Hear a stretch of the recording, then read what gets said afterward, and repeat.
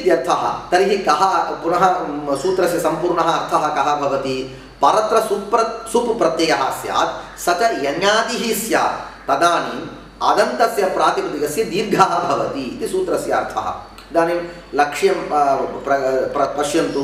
वृक्ष या इति सुप् प्रत्ययः, या इति यण्यादिः, वृक्ष इति अदन्तं प्रातिपदिकं तस्य दीर्घः। तर्हि वृक्ष इत्यत्र षकारोत्तर अकारस्य दीर्घे वृक्षाय इति रूपं सिद्ध्यति, सिद्धम्। अनन्तरम् अन्यत् पश्यन्तु, वृक्षेषु इति उदाहरणं। तत्र पश्यन्तु, तत्र वृक्ष सु इति विद्यते। अत्रापि अदन्तं प्रातिपदिकं सु इति सुप् प्रत्ययः, ङेवोसु सुप् इति सुप् प्रत्ययः। परन्तु सु इत्यत्र सकारः आदौ विद्यते।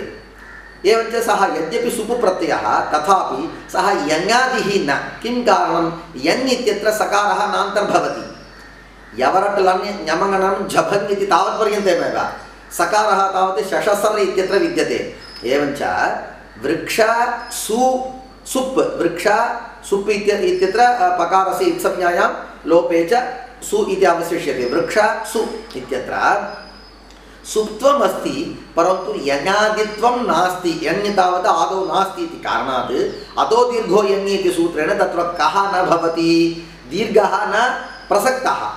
अतः अन्यत् सूत्रं करोति पाणिनिः, बहुवचने झलि येत् इति वदति। किं? न अन्यत् सूत्रमस्ति, सुपिच। सुपिच इति सूत्रं प्रथमं पाठनीयं, तदेव पूर्वत्र विद्यते। सुपिच इति विद्यते। किं विद्यते? सुपिच इति विद्यते। अस्य कः अर्थः? यदा तावत् सुप् प्रत्ययः विद्यते, सुपिच इति विद्यते, तदनन्तरं बहुवचने झल्येत् इति विद्यते। इदानीं परतः सुप् प्रत्ययः स्यात्, सः इदानीं बहुवचने झलि येत् इति विद्यते किल, तत्र त्रीणि पदानि सन्ति। बहुवचने इति एकं पदं, झलि इति एकं पदं, येत् इति एकं पदं। येत् इति विधीयते, येत् इति तावत् एकारः, दीर्घ एकारः, तत्र तपरः विद्यते, अतः दीर्घः एकारः विधीयते इति ज्ञेयं। कस्य स्थाने दीर्घः एकारः भवति इति प्रश्ने पूर्ववत् अदन्तस्य प्रातिपदिकस्य, यत् प्रातिपदिकम् अदन्तं विद्यते तस्य स्थाने इत्युक्ते तस्य अन्त्यस्य स्थाने एत्वं भवति इति सूत्रस्य अर्थः। कदा इत्युक्ते परत्र सुप् प्रत्ययः विद्यते, परन्तु सः यण्यादिः नास्ति। तर्हि किं भवति?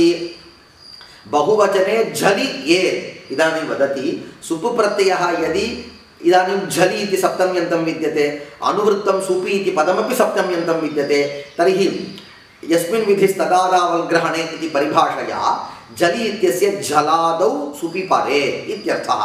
कः अभिप्रायः? परत्र सुप् प्रत्ययः स्यात्, स च झलादिः स्यात्। झल् इति प्रत्याहारः इति पूर्वं पाठितं। झल् इति झकारादारभ्य तत्र हल् इति पर्यन्तं। तत्र पश्यन्तु, इदानीं लक्ष्ये कथम् अस्ति? वृक्ष सु अस्ति। सु इत्यत्र सु तावत् सुप् प्रत्ययः, तत्र सकारः आदौ विद्यते, सकारः झल् विद्यते। एवञ्च सु झलादिः अस्ति इति कारणात् प्रकृते एत्वं भवति। किं कारणं? बहुवचनमस्ति। किमस्ति? बहुवचनमस्ति। किञ्च कथमस्ति? झलादिः अस्ति, सुप् प्रत्ययः अस्ति इति कारणात् तत्र एत्वं भवति। एत्वे कृते वृक्ष सु इत्यत्र षकारोत्तर आकारस्य एत्वे इत्युक्ते एकारः भवति। वृक्षे सु इति। तदनन्तरं षत्वे कृते हिङ्कोः आदेशप्रत्ययोः इति षत्वे कृते वृक्षेषु इति भवति। समाप्तं। तर्हि वृक्षाय इति एकम् उदाहरणं, वृक्षेषु इति एकम् उदाहरणं। वृक्षाय इत्यत्र दीर्घः भवति, वृक्षेषु इत्यत्र एत्वं भवति। वृक्षाय इत्यत्र या इति कथम् अस्ति इत्युक्ते सोपि सुप्, वृक्षेषु इत्यत्र सोपि सुप्, परन्तु वृक्षाय इत्यत्र सुप् यण्यादिः विद्यते। अत्र तावत् सुप् तावत् कथम् अस्ति? झलादिः विद्यते इति भेदः। अवगतम्? एवञ्च अयं यण्यादिः नास्ति। वृक्षेषु इत्यत्र सु केवलं झलादिः अस्ति, यण्यादिः नास्ति। एवमस्ति स्थितिः। अन्यत्र पश्यामः। किं पश्यामः? वृक्षेभ्यः इति तत् पश्यन्तु। वृक्षभ्यस् इति विद्यते। इदानीं वृक्ष इति अदन्तं प्रातिपदिकं, भ्यस् इति सुप् विद्यते, भ्यस् इति बहुवचनमपि विद्यते। तर्हि तत्र सूत्रद्वयमपि तत्र पश्यन्तु। भ्यस् इत्यत्र भकारः आदिः अस्ति, भकारः कीदृशः इत्युक्ते भकारस्य आदौ उक्तवत् भकारस्य यण्य प्रत्याहारे अपि अन्तर्भावः झल् प्रत्याहारे अपि अन्तर्भावः इत्युक्ते भकारस्य यण्यवाच्यत्वमपि अस्ति झल्वाच्यत्वमपि अस्ति। तर्हि वृक्षे वृक्षाभ्यः इत्यत्र तत्र अतो दीर्घो यङि इति सूत्ररीत्या इति पश्यामः तद्रीत्या इति पश्यामः वृक्ष इति अकारान्तं प्रातिपदिकं विद्यते भ्यस् इति सुप् विद्यते भकारः आदौ विद्यते यन् इति कारणात् यण्यादिः सुप् विद्यते इति कारणात् दीर्घः एव कर्तव्यः कस्य रीत्या अतो दीर्घो यङि इति सूत्ररीत्या।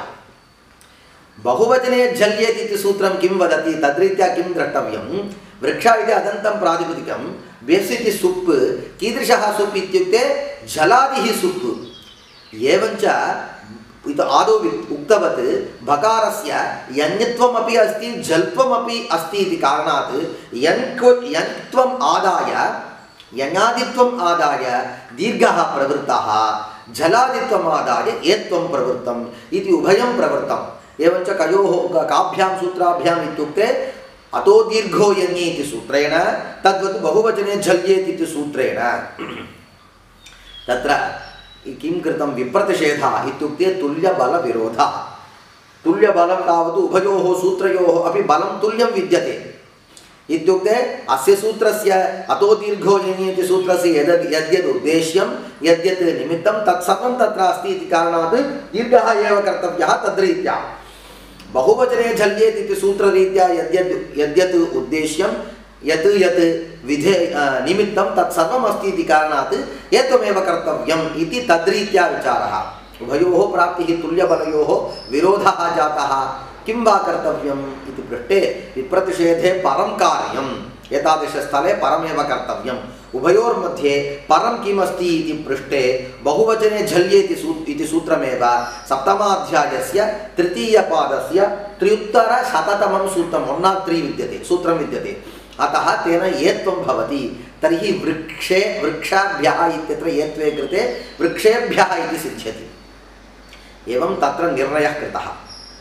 इदानीं कथं वा अस्माभिः दृष्टं विप्रतिषेधे परं कार्यमिति सूत्रेण यदा नियमः कृतः तदानीम् अष्टाध्यायी पाठकृतपरत्वम् आश्रित्य बहुवचने झल्येत् इति सूत्रेण एत्वं कृतम् इति दृष्टम्। इतः पूर्वं कः विचारः किङिति चेत् सूत्रकैयटरीत्या किं वा वक्तव्यं यथोद्देशपक्षे सर्वाण्यपि विधिसूत्राणि किं कुर्युः स्वस्य स्वस्य संस्कारार्थं परिभाषासूत्रस्य सन्निधिं प्रति गच्छेयुः इति वक्तव्यं। तर्हि इदानीं पश्यन्तु अतो दीर्घो यङि इत्यत्रापि सप्तमी विभक्तिः श्रूयते बहुवचने झलि येत् इत्यत्रापि झलि इति सप्तमी विभक्तिः श्रूयते। तर्हि एतत् विधिसूत्रद्वयमपि यथोद्देशपक्षे परिभाषादेशस्य सन्निधिं प्रति गच्छेताम् इति वक्तव्यं। तर्हि तत्र सप्तम्याः अर्थं ज्ञातुं तस्मिन् इति निर्दिष्टे पूर्वस्य इति प्रथमाध्यायस्थ सूत्रसन्निधिं प्रति एते सूत्रे गच्छतः। तर्हि उभयोः अपि इदानीं कस्य सन्निधौ विद्यमानत्वम् इत्युक्ते उभावपि कस्य सन्निधौ विद्येते इति पृष्टे तस्मिन् यत् निर्दिष्टे पूर्वस्य इति परिभाषासूत्रस्य सन्निधावेव एतत् सूत्रद्वयमपि अस्ति इति वक्तव्यं। तर्हि यदा उभयोः अपि एकसूत्र अधस्थत्वं तदानीं पूर्वत्वं परत्वम् इत्येतादृशविचारः एव न चलति। यदि एतादृशविचारः एव न प्रसरति तर्हि वृक्षेभ्यः इत्यत्र परत्वम् आश्रित्य कस्य परत्वं विद्यते बहुवचने झल्येत् इति सूत्रस्य तावत् परत्वं विद्यते इत्याश्रित्य तेन किं कर्तव्यम् एत्वमेव कर्तव्यम् इति निर्णयः यः कृतः सः निर्णयः उच्छिद्येत। सः निर्णयः तावत् विनष्टः भवेत् सिद्धान्तस्य भङ्गः स्यात्। अतः किङिति चेत् सूत्रस्थकैयटरीत्या यदुक्तं तत्तावत् नादर्तव्यम् इति अभिप्रायः। किञ्च किङिति चेत् सूत्रस्थकैयटरीत्या विधिसूत्राणां यथोद्देशपक्षे परिभाषादेशसन्निधानेन तेषां परत्वं व्याहन्येत। एवञ्च वृक्षेभ्यः इत्यत्र सुपिच इत्यतः परत्वात् बहुवचने झल्येत्, बहुवचने झल्येत् इति इदानीं सुपिच इति पूर्वत्र विद्यते, अतो दीर्घो यङि इत्यस्मात् सुपिच इति सूत्रे सर्वम् अनुवर्तते। अतो दीर्घो यङि इति पूर्वतनं सूत्रं, तस्मात् सूत्रात् सुपिच इति सूत्रे सर्वम् अनुवर्तते इति एवं द्रष्टव्यम्। अतः सुपिच इति सूत्रेणैव प्रकृते कार्यम् इति चिन्तनीयम्। सुपिच इत्यतः परत्वात् बहुवचने झल्येत् इति एत्वम् इत्यादि इति एत्वम् इति यः सिद्धान्तः सः सिद्धान्तः उच्छिद्येत इति अलम् इति एतावता तत्र इयं परिभाषा तावत् समापिता। एवं रीत्या अस्माभिः यथोद्देशपक्षे संज्ञासूत्राणि कथं वा सन्ति, यथोद्देशपक्षे परिभाषासूत्राणां स्थितिः कथमस्ति, कार्यकालपक्षे संज्ञासूत्राणां स्थितिः कथमस्ति, कार्यकालपक्षे परिभाषासूत्राणां स्थितिः कथं वा अस्ति इति विविच्य द्रष्टव्यम्। चतुर्णामपि विषये समानः एव नियमः इति तादृशरीत्या न चिन्तनीयम् इति महान् विचारः अत्र प्रस्तुतः इति एतावता परिसमापयामः।